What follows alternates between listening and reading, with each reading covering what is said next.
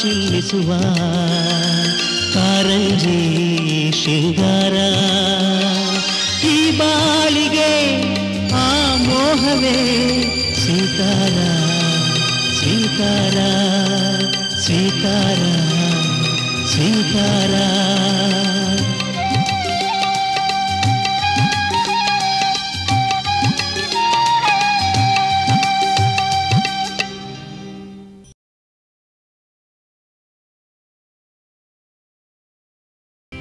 ವಸ್ತುಸ್ಥಿತಿ ಆತ್ಮಶೋಧನೆ ಹಿಂದೆ ಅಂದಹೀನತೆ ಮುಂದೆ ಆಕ್ರಂದ ಆರ್ಭಟ ವ್ಯರ್ಥ ಚಿಂತೆ ತತ್ವದೃಷ್ಟಿಯ ಘಾತ ಕರ್ತವ್ಯದಲ್ಲಿ ಭ್ರಷ್ಟ ಬುದ್ಧಿ ವಿಕಲ್ಪರದೊಂದು ಜಾತ ಆಕ್ರಮಣ ಸಣ್ಣತನ ವ್ಯಂಗ್ಯ ಚಿತ್ರದ ಅಣಕು ಲೈಂಗಿಕ ಕಗ್ಗೊಲೆ ರಕ್ತಕೋಡಿ ಮೇಘ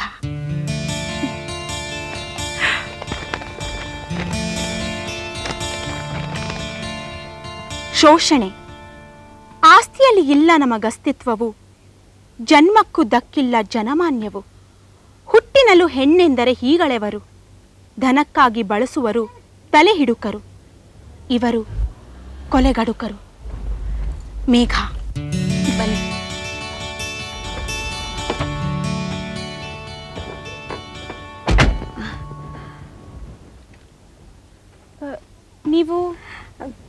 ನೀನು ಅಪರ್ಣ ಅಲ್ಲ? ಹೌದು. ನೀವು? ನಾನು ವಿನಯ. ಇವನ್ನ ನಮ್ಮ ಯಜಮಾನ್ರು ಪ್ರಕಾಶ್. ನಮಸ್ಕಾರ. ತಾತನ ನೋಡ್ಬೇಕಾಗಿತ್ತು. ಹಾಂ, ಅಲ್ಲಿದ್ದಾರೆ, ಬನ್ನಿ ಬನ್ನಿ. ಒಂದು ಊರಿನಲ್ಲಿ ಒಂದು ಆಶ್ರಮ, ಅಲ್ಲೊಬ್ಬರು ಗುರುಗಳು, ಸಾಕಷ್ಟು ವಿದ್ಯಾರ್ಥಿಗಳಿದ್ದಾರೆ. ವೇದ, ಉಪನಿಷತ್ತು, ವ್ಯಾಕರಣ, ಅಲಂಕಾರ, ತರ್ಕ ಎಲ್ಲ ವಿಷಯದಲ್ಲೂ ಪರೀಕ್ಷೆ ಮುಗಿದಿದೆ. ವಿದ್ಯಾರ್ಥಿಗಳೆಲ್ಲ ಆಮೇಲೆ ಹೇಳ್ತೀನಿ ಕತೆನ, ಯಾರೋ ಬಂದರು. ಬಾ ಬಾ ಬಾ ಬಾ, ಆರೋಗ್ಯನಾ? ಚೆನ್ನಾಗಿದ್ದೀನಿ ತಾತ.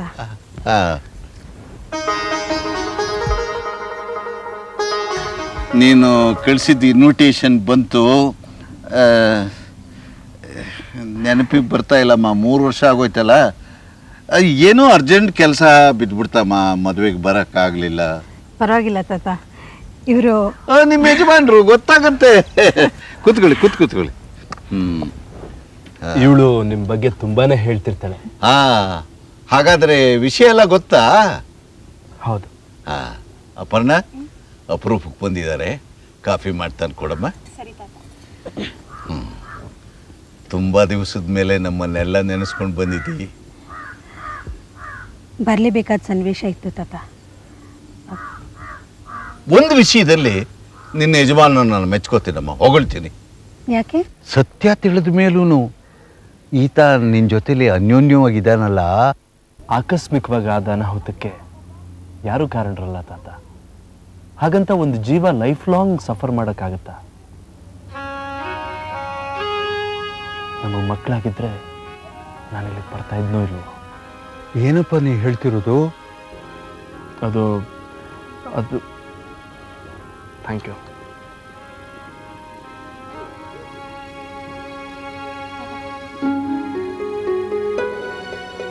ಏನಾಯ್ತು ಹೇಳಪ್ಪ? ಇವಳು ನನ್ನ ಮೊಮ್ಮಗಳೇ. ಇನ್ನೂ ಗುಟ್ಟಾಗಿಟ್ಕೊಳ್ಳೋದ್ರಲ್ಲಿ ಏನು ಅರ್ಥ ಇಲ್ಲ. ಹೌದು ತಾತ, ಇವಳಿಗೆ ಮಕ್ಕಳಾಗೋ ಭಾಗ್ಯ ಇಲ್ಲ. ನನಗೆ ಮಕ್ಕಳನ್ನ ಕೊಡೋ ಯೋಗ ಇಲ್ಲ. ನನ್ನಲ್ಲೇ ಡಿಫೆಕ್ಟ್ ಇದೆ. ಅದನ್ನ ಇವಳಿಂದ ಮುಚ್ಚಿಟ್ಟು ನನ್ನ ಮದುವೆ ಆದೆ. ನಾನು ಮದುವೆಗೆ ಮುಂಚೆನೆ ಅಪವಿತ್ರಳಾಗಿದ್ದೆ. ನಾನು ಪ್ರೀತಿಸಿದ ವ್ಯಕ್ತಿ ಆಕ್ಸಿಡೆಂಟಲ್ಲಿ ಸತ್ತು ಹೋಗಿದ್ರು. ಇವ್ರು ನನ್ನನ್ನು ಇಷ್ಟಪಟ್ಟು ಮದುವೆ ಆದ್ರು ತಾತ. ಇವ್ರಿಗೆ ಮಕ್ಕಳಾಗದೇ ಇರೋ ವಿಷಯನ ಬಹಳ ವರ್ಷ ನನ್ನಿಂದ ಮುಚ್ಚಿಟ್ರು. ಆಮೇಲೆ ಒಂದು ದಿವಸ ನನ್ನ ಹತ್ರ ಸತ್ಯ ಹೇಳಿದ್ರು. ನಾನು ಬೇಜಾರು ಮಾಡ್ಕೊಳ್ಳಿಲ್ಲ, ಯಾಕೆಂದರೆ ನಾನು ಅವರಿಂದ ಸತ್ಯ ಮುಚ್ಚಿಟ್ಟಿದ್ದೆ. ತುಂಬ ದಿನದ ಮೇಲೆ ವಿನಯ ತನಗೊಂದು ಮಗು ಆಗಿತ್ತು ಅನ್ನೋದನ್ನ ಹೇಳಿದ್ಲು. ಆ ಮಗು ಎಲ್ಲಿ ಅಂತ ಕೇಳಿದ್ರೆ ಉತ್ತರನ ಕೊಡದೆ ಸುಮ್ಮನೆ ಅಳೋಳು. ಸ್ವಲ್ಪ ದಿನ ಕಳೀಲಿ ಅಂತ ನಾನು ಸುಮ್ಮನಾದೆ. ಆಮೇಲೆ ಒಂದಿನ ಹೇಳಿದ್ಲು, ಅವಳ ಮಗ ನಿಮ್ಮ ಮನೇಲಿ ಬೆಳೀತಿದ್ದಾನೆ ಅಂತ. ಬೆಳೆಯೋದೇನು ನೋಡಿದ್ರೆ ಗುರ್ತೇ ಸಿಕ್ಕಲ್ಲ, ಅಷ್ಟು ದಷ್ಟಪುಷ್ಟನಾಗಿ ಬೆಳೆದಿದ್ದಾನೆ.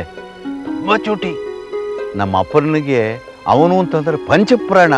ಯಾವಾಗ ನೋಡಿದ್ರು ಕೂಡ ಅಕ್ಕ ಅಕ್ಕ ಅಂತ ಅವಳು ಸುತ್ತಿರ್ತಾನೆ. ದೀಪಕ್ ತಾತ? ಹೌದಮ್ಮ. ತಾತ, ನಾನು ನನ್ನ ಮಗನ ನೋಡ್ಬೇಕು. ಆ ದೇವರು ತಾಯಿ ಮಗನ ಈ ರೀತಿ ಸೇರಿಸ್ತಿದ್ದಾನೆ ಅನ್ಕೊಳ್ಳಿ. ಅಪರ್ಣ, ದೀಪುನ್ ಕರಿ. ಯಾಕೆ ತಾತ? ನೋಡ್ಬೇಕಂತೆ. ದೀಪಕ್, ದೀಪಕ್.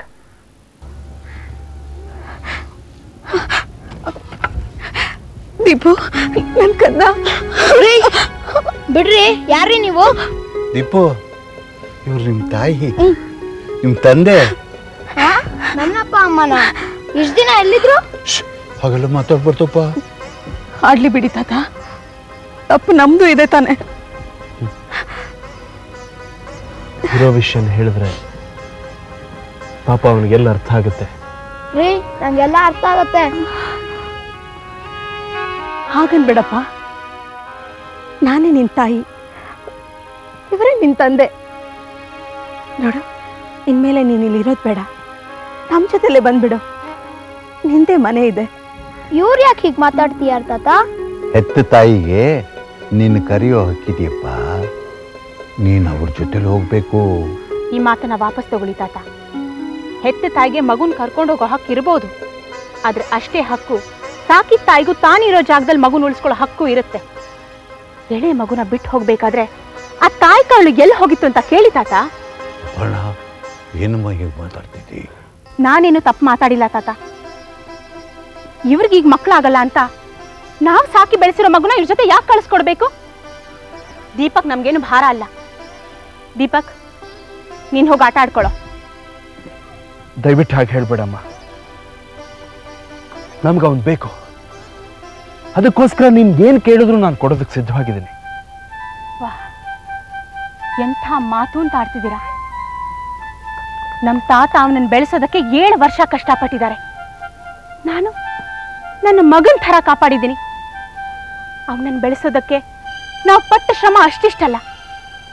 ಈಗ ಮಗು ಬೇಕು ಅಂತ ಕೇಳಕ್ ಬಂದಿದ್ದೀರಲ್ಲ, ಆ 7 ವರ್ಷಗಳ ಪ್ರೀತಿ, ವಾತ್ಸಲ್ಯ, ಮಮತೆನಾ ನಿಮ್ ಕೈಲಿ ವಾಪಸ್ ಕೊಡಕ್ ಸಾಧ್ಯನಾ? ಅಪರ್ಣ, ಈ ವಿಷಯದಲ್ಲಿ ದುಡುಕಿ ನಿರ್ಧಾರ ತಗೊಳ್ಬಾರ್ದು. ತೀರ್ಮಾನ ತಗೊಳಕ್ಕೆ ನಾನಿದ್ದೀನಿ, ನೀವು ಹೋಗು. ತಾತ, ಮಗುನ್ ಇವ್ರ ಜೊತೆ ಕಳಿಸ್ಕೊಟ್ರೆ ನಾನ್ ಸುಮ್ಮನೆ ಇರಲ್ಲ. ಅವನನ್ನ ಕರ್ಕೊಂಡು ಹೋಗೋ ನೈತಿಕ ಹಕ್ಕು ಇವ್ರಿಗಿಲ್ಲ. ಅಷ್ಟಕ್ಕೂ ಮಗು ಬೇಕು ಅಂದ್ರೆ ಕೋರ್ಟು ಕಚೇರಿ ಮೂಲಕ ತಗೊಳ್ಳಿ ಬಿಡಿ. ಮಗು ಬೇಕು ಅಂದಾಗ ಬೇಕು, ಬೇಡ ಅಂದಾಗ ಬೇಡ ಅನ್ನೋದಕ್ಕೆ ಇದನ್ ಹುಡುಗಾಟನಾ? ನಾನು ಇದೀನಿ ಅಂತ ಹೇಳಿದ್ನಲ್ಲಮ್ಮ, ಹೋಗೋ.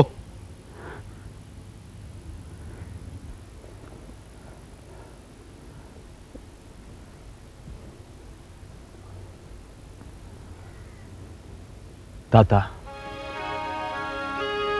ನಾವು ನಿಮ್ಮನ್ನೇ ನಂಬ್ಕೊಂಡು ಇಲ್ಲಿಗೆ ಬಂದಿದ್ದೀವಿ. ನಮ್ಮ ಜೀವನದಲ್ಲಿ ದೀಪಕನ್ ಬಿಟ್ರೆ ಬೇರೆ ಯಾವ ಆಶಾ ಕಿರಣನೂ ಇಲ್ಲ. ಜೀವನದಲ್ಲಿ ತಪ್ಪ್ಯಾರು ಮಾಡಲ್ಲ ಹೇಳಿ. ವಿನಯ ಎಡವಿದಾಳೆ ಸರಿ, ಅದಕ್ಕೆ ಸಾಕಷ್ಟು ಪಶ್ಚಾತ್ತಾಪ ಪಟ್ಟಿದ್ದಾಳೆ. ಅವಳ ಮಗುನ ನಾನು ನನ್ನ ಮಗುಗಿಂತಲೂ ಹೆಚ್ಚಿನ ಪ್ರೀತಿ, ವಿಶ್ವಾಸ, ಮಮತೆಯಿಂದ ಸಾಕ್ತೇನೆ. ದಯವಿಟ್ಟು ನನ್ನ ನಂಬಿ. ತಾತ, ನನ್ನ ಮಗನ ನನ್ನ ಜೊತೆ ಕಳಿಸ್ತಾ ಇದ್ರೆ ನಾನಿಲ್ಲೇ ಇದ್ದು ಅನ್ನ ನೀರು ಬಿಟ್ಟು ಪ್ರಾಣ ಬಿಟ್ಬಿಡ್ತೀನಿ. ಯಾಕಮ್ಮ ನೀನು ಹೀಗೆ ಮಾತಾಡಿ ನನ್ನ ಮನಸ್ಸು ನೋಯಿಸ್ತಾ ಇದ್ದಿ? ಮನೆ, ಮಕ್ಕಳು, ಸಂಸಾರ ಇವೆಲ್ಲ ಸೂಕ್ಷ್ಮವಾದ ವಿಷಯಗಳು. ನೀನು ಜೀವನದಲ್ಲಿ ದೊಡ್ಡ ತಪ್ಪು ಮಾಡಿದೆ ಅಂತ ಆಗಲಿ, ಅಪರ್ಣ ಹೇಳಿದಾಗೆ ನಿನಗೆ ಮಗುನ್ ಕೇಳೋ ಹಕ್ಕು ಇಲ್ಲ ಅಂತ ಆಗಲಿ ನಾನು ಹೇಳಿಲ್ವಲ್ಲ.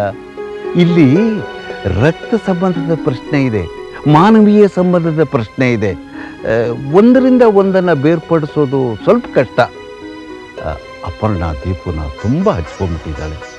ನೀನು ಕೇಳಿದ ತಕ್ಷಣ ಕಳಿಸ್ಕೊಟ್ಬಿಟ್ರೆ ಅವಳ ಮನಸ್ಸಿಗೆ ಎಂಥ ಆಘಾತ ಆಗತ್ತೆ ಯೋಚನೆ ಮಾಡಿ. ಕಣ್ಣಿನ ರಪ್ಪೆ ಥರ ಕಾಯ್ಕೊಂಡು ಬರ್ತಾ ಇದ್ದಾಳೆ, ದೀಪುನ ಬೆಳೆಸ್ಕೊಂಡು ಬರ್ತಾ ಇದ್ದಾಳೆ. ತಪ್ಪು ತಿಳಿಬೇಡಿ, ಇಂಥ ವಿಷಯಗಳನ್ನು ನಾನು ಗಂಭೀರವಾಗಿ ತಗೊಳ್ಳಲ್ಲ. ಯಾಕೆ ಅಂತಂದರೆ ಬದುಕಿನ ನಾನಾ ಪ್ರಕಾರಗಳನ್ನ ಅರ್ಥ ಮಾಡ್ಕೊಳ್ಳೋಕ್ಕೆ ನಾನು ನಿರಂತರವಾಗಿ ಕಿಂಚಿತ್ ಪ್ರಯತ್ನ ಪಡ್ತಾ ಇದ್ದೀನಿ. ಆಯಿತು, ಒಂದು 4 ದಿನ ಟೈಮ್ ಕೊಡಿ, ನಾನು ಅಪ್ಪಳನ್ನು ಒಪ್ಪಿಸಿ ದೀಪುನ ನಿಮ್ಮನೆ ಕಳಿಸ್ಕೊಡೋದಕ್ಕೆ ಪ್ರಯತ್ನ ಪಡ್ತೀನಿ. ತಾತ, ನೀವು ಹೇಳ್ದ ಹಾಗೆ ಕೇಳೋದಕ್ಕೆ ನಾವು ತಯಾರಾಗಿದ್ದೀವಿ. ನಮಗೆ ಮಗು ಬೇಕು, ನಮ್ಮ ಭವಿಷ್ಯನೇ ಅವನು. ತಾತ, ಈ ಸಮಾಜ ಜನರಿಗೆ ಹೆದರ್ಕೊಂಡು ನಾನು ನನ್ನ ಮಗನ್ನ ದೂರ ಮಾಡಿಕೊಂಡೆ. ಇವತ್ತು ನಾನು ನನ್ನ ಮಗನಿಗೆ ಬೇಡವಾಗಿದ್ದೀನಿ. ನೀನ್ ಯಾರು ಅಂತ ಕೇಳುವಂತ ಸಂದರ್ಭ ತಂದ್ಕೊಂಡಿದ್ದೀನಿ. ನೋಡಿದ್ರ ತಾತ, ದೇವರು ನನ್ನನ್ನ ಎಂತ ಇಕ್ಕಟ್ಟಿನ ಪರಿಸ್ಥಿತಿನಲ್ಲಿ ಸಿಗಾಕ್ಸ್ಬಿಟ್ಟ. ಕಣ್ಣೀರು ಹಾಕ್ಬೇಡಮ್ಮ. ಕಣ್ಣೀರು ಹಾಕೋದ್ರಿಂದ ಏನು ಸಾಧಿಸ್ದಾಗೋಲ್ಲ. ಎಷ್ಟೋ ವಿಚಾರದಲ್ಲಿ ನಾವೆಲ್ಲರೂ ಜೀವನದಲ್ಲಿ ತಪ್ಪಿತಸ್ಥರು. ನಾವು ಮಾಡಿರೋ ತಪ್ಪುಗಳನ್ನ ಮುಚ್ಚಿಟ್ಬಿಟ್ಟು ಅದನ್ನು ದೇವ್ರ ಮೇಲೆ ಹಾಕಿ ವಿಧಿ ಹಣೆ ಬರ ಅಂತೀವಿ. ಅಲ್ಲಮ್ಮ, ಅವತ್ತು ನಿನ್ನ ಮಗುನ ನೀನು ಸಾಕ್ತೀನಿ ಅನ್ನೋ ಛಲ ನಿನಗೆ ಬಂದಿದ್ದರೆ, ಧೈರ್ಯ ಬಂದಿದ್ದರೆ, ಇವತ್ತು ನಿನ್ನ ಮಗ ಬಂದು ನಿನ್ನ ಯಾರು ಅಂತ ಕೇಳ್ತಾ ಇದ್ನಾ? ಬೆನ್ನಲ್ಲಿ ಹುಟ್ಟಿದ ಅಣ್ಣ ತಮ್ಮಂದರು ಅಕ್ಕ ತಂಗಿಯರಿಗಿಂತಲೂ ಹೆಚ್ಚಾಗಿ ದೀಪನ ನೋಡ್ಕೊಂಡು ಜನ ಇಲ್ಲಿದ್ದಾರೆ.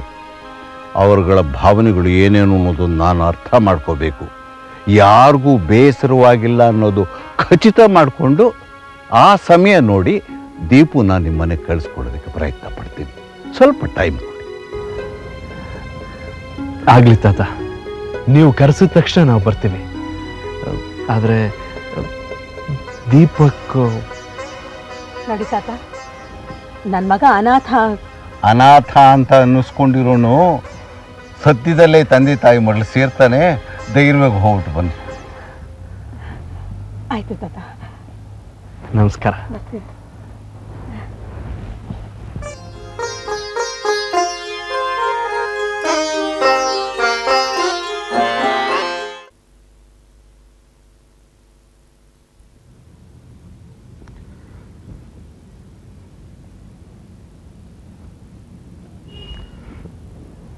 ಭಾವನಾ, 1 ನಿಮಿಷ ಸುಮ್ಮನೆ ಇರೋಕ್ಕಾಗಲ್ವಾ ನಿನಗೆ? ನೀನು ಯಾವ ಹೊತ್ತಿಗೆ ಸೀರಿಯಸ್ ಆಗ್ತೀನಿ ಅಂತಾನೆ ಗೊತ್ತಾಗೋದಿಲ್ಲ ಶ್ಯಾಮ್. ನಾನು ನಿನ್ನ ವಿಷಯದಲ್ಲೇ ಸೀರಿಯಸ್ ಆಗಿದ್ದು. ನನ್ನ ವಿಷಯದಲ್ಲ. ಏನಿರ್ಬೋದು ಅಂತ ಗೆಸ್ ಮಾಡಿ ನೋಡೋಣ. ನಾನು ನಿನಗೆ ಯಾವಾಗಲೂ ಕೆಲ್ಸಕ್ಕೆ ಸೇರ್ಕೊಂತ ಹೇಳ್ತೀನಲ್ಲ, ಅದಕ್ಕ. ಅದ್ರ ಬಗ್ಗೆ ಈಗ ಯೋಚನೆ ಮಾಡೋಕ್ಕಾಗತ್ತಾ? ನಮ್ಮ ಮನೆ, ನಮ್ಮ ತಂದೆ ತಾಯಿ ಬಗ್ಗೆ ಆಲೋಚನೆ ಮಾಡ್ತಾ ಇದೀಯಾ? ನೀನು ಅದ್ರ ಬಗ್ಗೆ ಯೋಚನೆನೇ ಮಾಡ್ಬಿಡ. ನಾನು ಹೂ ಅಂದರೆ ಎಲ್ಲರೂ ಹೂ ಅಂದ್ಬಿಡ್ತಾರೆ. ಅದು ನನಗೆ ಗೊತ್ತಿಲ್ವಾ? ಅದು ಅಲ್ಲ. ಮತ್ತೇನು? ನನ್ನ ಬದುಕಿನಲ್ಲಿ ಮರೆಯೋಕ್ಕಾಗದೇ ಇರೋ ಆ ಸುಂದರ ಹಗಲು ನಾನು ನೆನೆಸ್ಕೊತಾ ಇದ್ದೆ.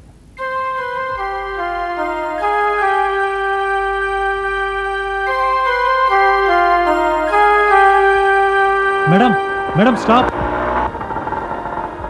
ಮೇಡಮ್, 1 ಅವರಿಂದ ಕಾಯ್ತಾ ಇದ್ದೀನಿ. ಒಂದು ಬಸ್ಸು ಬಂದಿಲ್ಲ. ಮೋಸ್ಟ್ಲಿ ಒಂದು ಬಸ್ ಸ್ಟ್ರೈಕ್ ಅನ್ಸುತ್ತೆ. ಸ್ವಲ್ಪ ಮೇನ್ ರೋಡ್ ತನಕ ಬಿಡ್ತೀರಾ? ನಾನು ಈ ಗಾಡಿ ಪರ್ಚೇಸ್ ಮಾಡಿರೋದು ನಿಮ್ಮಂಥವ್ರನ್ನ ಕೂಡಿಸ್ಕೊಂಡು ತಿರ್ಗಾಡೋದಿಕ್ಕಲ್ಲ. ಮೇನ್ ರೋಡಿನಿಂದ 5 ಕಿಲೋಮೀಟರ್ ದೂರದಲ್ಲಿದೆ, ನಡ್ಕೊಂಡು ಹೋಗಿ. ಮೇಡಮ್, ನಡ್ಕೊಂಡೇ ಹೋಗ್ಬೇಕು.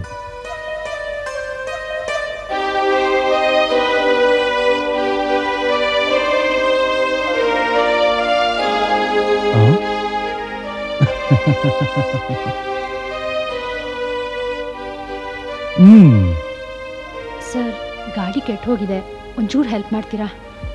ಇಲ್ಲೇ 10 ಕಿಲೋಮೀಟರ್ ದೂರದಲ್ಲಿ ಒಂದು ಗ್ಯಾರೇಜ್ ಇದೆ, ಅಲ್ಲಿ ತಗೊಂಡು ಹೋಗಿ ಅವ್ರು ಹೆಲ್ಪ್ ಮಾಡೇ ಮಾಡ್ತಾರೆ. ನನಗೆ ಕೆಲಸ ಇದೆ, ಬರ್ಲಾ? Sir please please. Sorry sir, ನಾನು ಕೇಳ್ತಾ ಇದ್ದೀನಿ, ಒಂದು ಸ್ವಲ್ಪ ಹೆಲ್ಪ್ ಮಾಡಬಾರ್ದಾ? ಆಯ್ತು, ಆದ್ರೆ ಕರುಣೆ ಇರೋದು ನಿಮ್ಮ ಮೇಲಲ್ಲ, ಈ ಗಾಡಿ ಮೇಲೆ. ನೋಡಿದ್ರೇನೆ ಅಯ್ಯೋ ಪಾಪ ಅನ್ಸತ್ತೆ.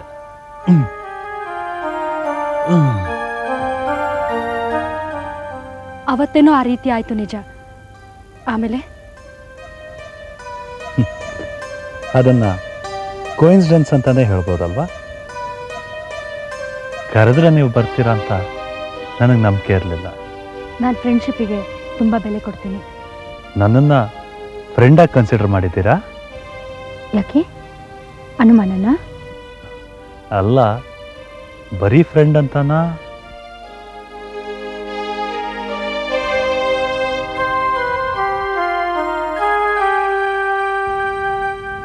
ಯಾಕೇನು ಮಾತಾಡ್ತಾ ಇಲ್ಲ?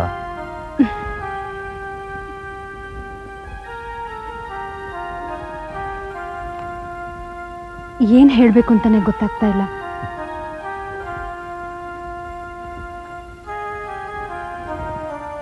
ನಾನು ಹೇಳ? ಹೇಳಿ. ನೀವು ನನ್ನನ್ನು ಇಷ್ಟಪಟ್ಟಿದ್ದೀರ? ನೀವು? ನಾನು